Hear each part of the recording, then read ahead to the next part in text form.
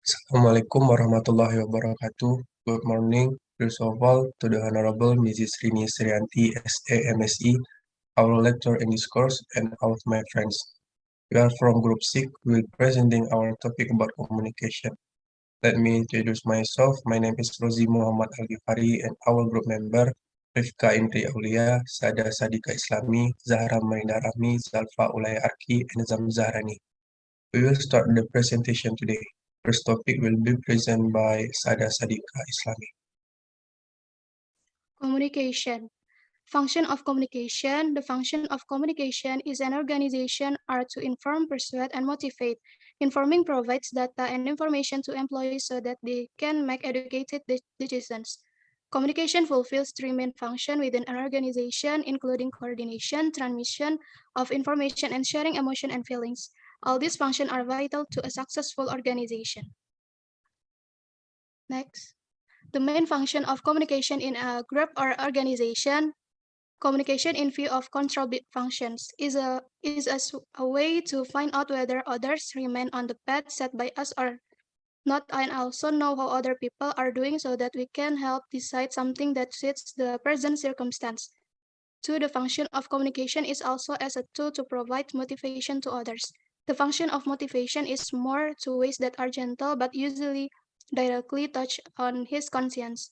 Communication is also a means of channeling one's emotional expression, and it is a social need of everyone. Next. Communication is also a means of channeling one's emotional expression, and it is a social need of everyone. We can convey the emotion we feel through communication. Usually, we need someone to listen and want to share the burden of our emotions, but not infrequently we expect verbal advice and response from others. The final function of communication is also to facilitate the decision-making process. The communication process provides information from each individual and group needed in decision-making. So communication is a process that aims to provide information from the source to the recipient, which ultimately give birth to feedback. Next.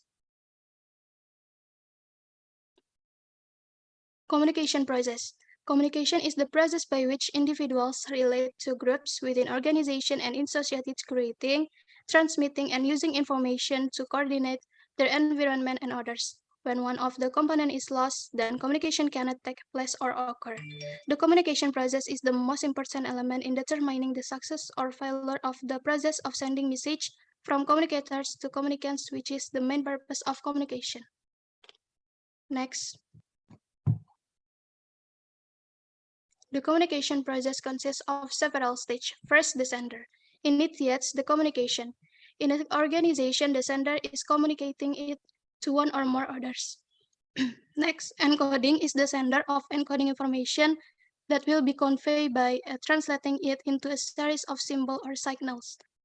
A message is a physical form used by the sender to encode information. A message can be any form that can be perceived or received by one or more of the receiving sense. A channel is a medium used to convey a message, such as air for a message delivered in words, or paper for a message delivered in the form of writing. Decoding is the process by which the recipient interprets a message and translates it into information that is meaningful to it. And the receiver is the person who interprets the message from the senders. Noise is all factors that interfere with, confuse, or disrupt the communication process. And the last, the feedback is the opposite of the communication process that express a reaction to communication of the sender. Okay, now I will explain about the direction of communication. First, downward communication.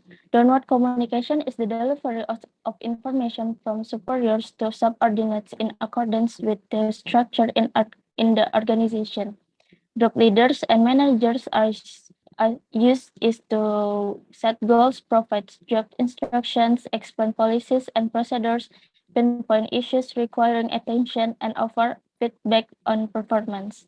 Downward communication must be increased in portion, especially to employees who have just joined the company.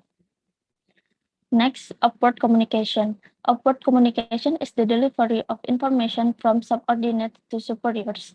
It is used to provide feedback to superiors notify them of progress towards goals, and communicate current issues. Upward communication makes managers aware of how employees feel about their jobs, coworkers, and the organization in general. Managers also rely on upward communication for ideas on how conditions can be improved. And the last one is lateral communication. Lateral communication is communication that involves individuals or groups at the same level. For example, of this direction of communication are discussion between accounting staff, between managers, between directors, and colleagues. The context of this communication is coordination so that one another provides information to each other. Lateral communication that occurs with good management knowledge and support can be beneficial to the company. Next, I will present about interpersonal communication. First, oral communication. Oral communication describes any type of interaction between individuals that use words and involve speaking and listening. In verbal communication, the sender and receiver exchange thoughts or ideas verbally, either in face-to-face discussion or through mechanical or electrical devices such as telephones. The advantage of verbal communication are speed and feedback. The sender can convey verbal message and receive respond in a short time.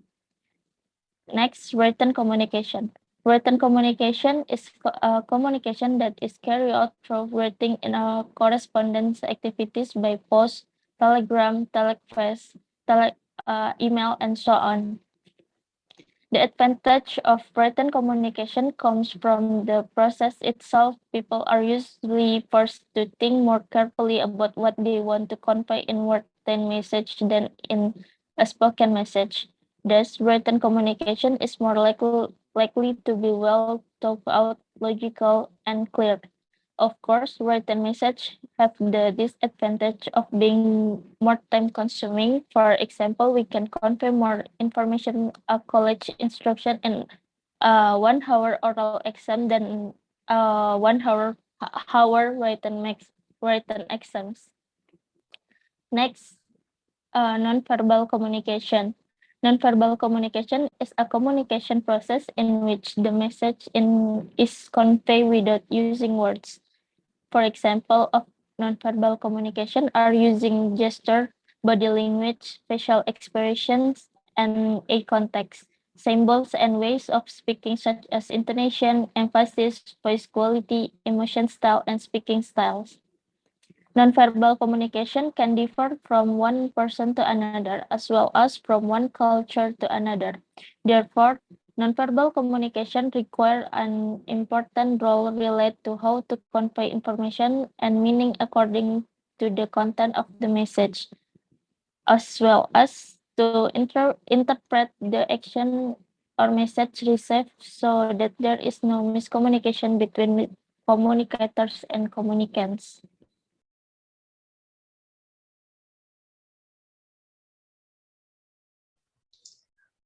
Organizational communication. Formal organizational networks can be very complicated, including hundreds of people and a half dozen or more hierarchical levels. To simplify our discussion, we've condensed this network into 3 common small groups of 5 people each: chains, wheel, and all channel. The chain rigidly follows the formal chain of command. This network approximates the communication channel you might find in a rigid 3-level organization. Second, the wheel relies on a central figure to act as the conduit for all the group's communication. It stimulates the communication network you would find on a team with a strong leaders. The last, the all channel network permits all group members to actively communicate with each other. It's most often characterized in practice by self-managed team, in which all group members are free to contribute and no one person takes on a leadership roles. Next.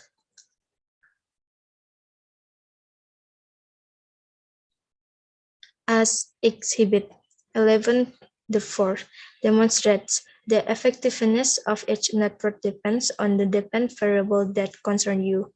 The structure of the field facilitates the emergence of a leaders. The all-channel network is best if you desire high member satisfaction, and the chain is best if accuracy is most important. Exhibit 11, the fourth, leads us to the conclusion that no single network will be best for all occasions. Next. The grapevine. The informal communication network in a group organization is called the grapevine. Although the rumors and gossip transmitted through the grapevine may be informal, it's still an important source of information.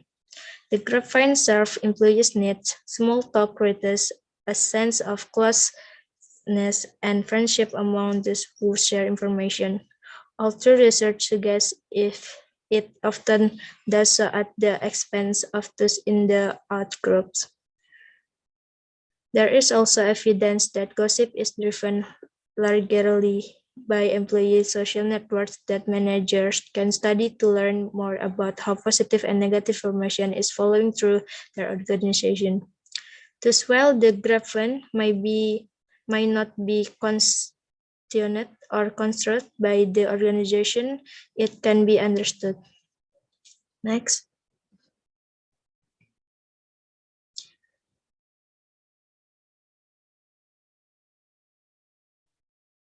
Electronic communication.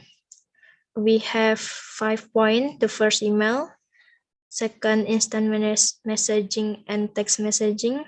Third, social networking. Fourth, blogs. And the last, video conferencing. Next.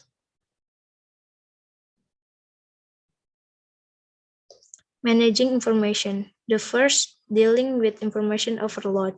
Information overload describes a situation where the speed of information flow is so great that it's difficult to keep up, and access to it becomes a problem in itself. Information overload is also a major problem in developed countries, resulting in a gap between the volume of information and the tools to assimilate information that will produce useful information. The last, threat to information security. Threats to information system are of many kinds, including data theft, illegal use of the system, illegal Choice of communication channel. The face is a primary channel of communication rich in information about the other person and also highly accurate in the nonverbal message that is sent to observe. The facial expression of sadness becomes the primary communication mode that signals to others that we need help.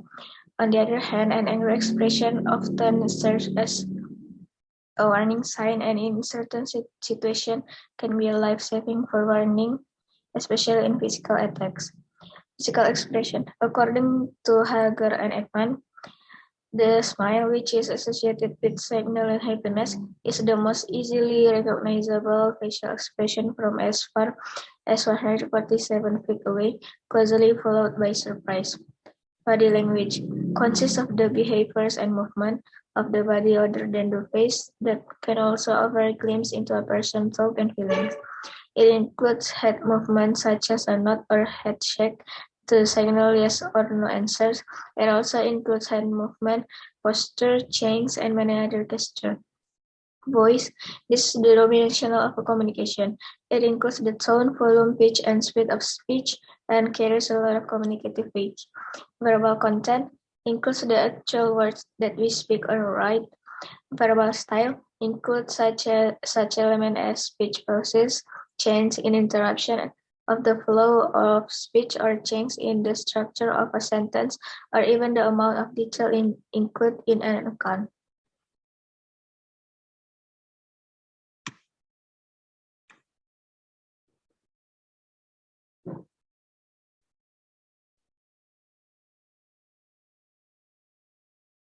Persuasive communication. Persuasive communication means persuading others to understand what one is trying to communicate.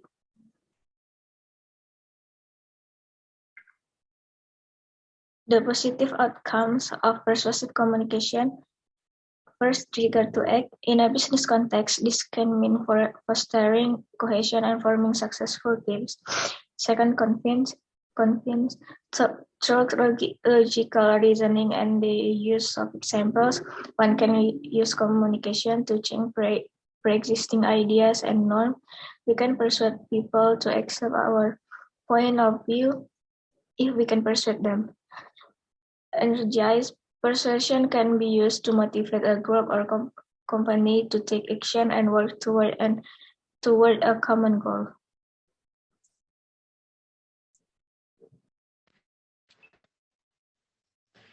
Talk about barriers to effective communication. Common barriers to effective communication: the first use of jargon over complex familiar and or technical terms, emotional barriers and taboos. Some people may find it difficult to express their emotion, and some topic may be completely forbidden or taboo. Taboo or difficult topics might include, but are not limited to, politics, religion, disability, mental and physical, sexuality and sex, races, and any opinion that may be deemed unpopular, lack of attention, interest, distraction, or irrelevant to the recipient. The second is different in perception and point of view. Physical disabilities such as hearing problem or difficult speaking. Physical barriers to non-verbal communication, not being able to see non-verbal source, gesture, posture, and general body language can make communication less effective. Phone calls, text message, and other methods of communication that's really on technology are often less effective than face-to-face communication. The third is language different and difficult in understanding for each accents. Expectation and prejudice that can lead to false assumption or stereotypes. People often hear what they expect to hear rather than what was actually said and jump to one conclusion. Or page the ladder of inference explain this more detail. Next. We talk about global implication. In global implication for communication research have different and number of problems associated with language difficult in cross-cultural communication. There are, first is burnout caused by semantic work can mean different things to different people, especially people who come from different national culture. Some words are not translated between culture. The second is the obstacle caused by connection. In some culture, language is formal, other culture informal. Negotiation between the US and Japan can be difficult because the Japanese word hey translate yes, but no, the connection is yes, I'm listening, not yes, I'm agree. The third is the obstacle caused by the difference in pitch. In some cultural, language is formal. In other culture, informal. In some culture, the tone changes depending on the context. People speak differently at home, in social situation, and at work. And the last is different intolerance for conflict and method for resolving conflict. Individual from individualistic culture tend to be more comfortable with direct conflict and will make the source of disagreement clear.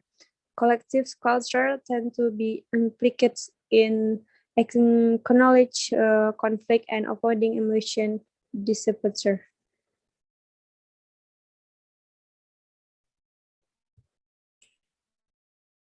Next, cultural context. Cultural trend to differ in the settlements is which context influence the meaning that individual takes from communication.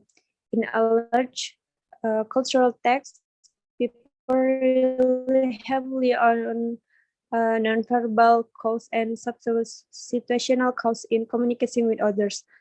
One's official status, position in society, and the reputation, its curse is quite heavy.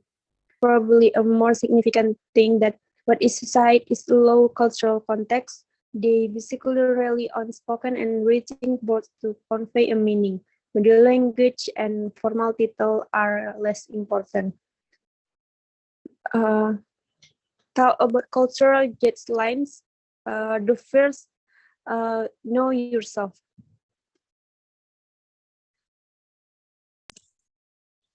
Cultural guidelines. Know yourself. Understanding your own cultural identity and bias is very important, as well as understanding the unique point of view of others, helping the development of mutual respect, justice, and democracy. Clearly establish an environment of fairness and mutual care. This will be your third cultural for effective intercultural communication that transcends individual cultural norms. Study the cultural context of each person. You will find more similarities or differences in your own frame of reference that you may think. However, be careful not to categorize them based on cultural origin. When in doubt, listen. If you voice your opinion too early, you will tend to offend others. You will also want to listen first to better understand the intercultural lineage of other person and familiarity with other cultures. State the facts, not your interpretation. Interpreting or evaluating what someone has said or done is more influenced by your own culture and background than the observed situation. Consider the other person's point of view. Before you send a message, put yourself in the recipient point of view and proactively maintain the identity of the group. As with most cultures, establishing a common benchmark for other cultures for effective intercultural communication takes time and maintenance. Thank you. That's all from us. Sorry for any mistake. Assalamualaikum warahmatullahi wabarakatuh.